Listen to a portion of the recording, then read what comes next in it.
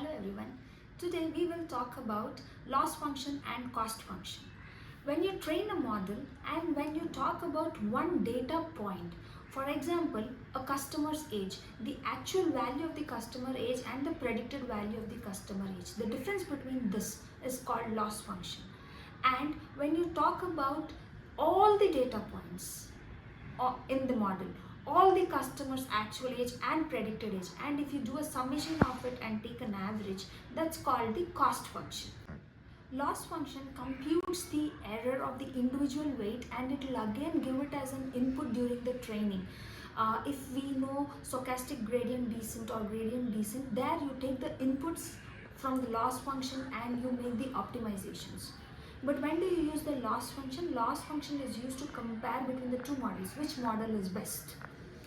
Or if you wanted to stop the training of the model early, how do you decide that model has learned enough and you can stop the learning now?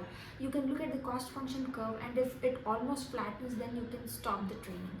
And also, how do you decide if the model is learning fast or slow? You can look at the learning rate, the cost function there. If the cost function is very wavy, if it's wavy and if it moves up and down very frequently, then the learning rate is very high.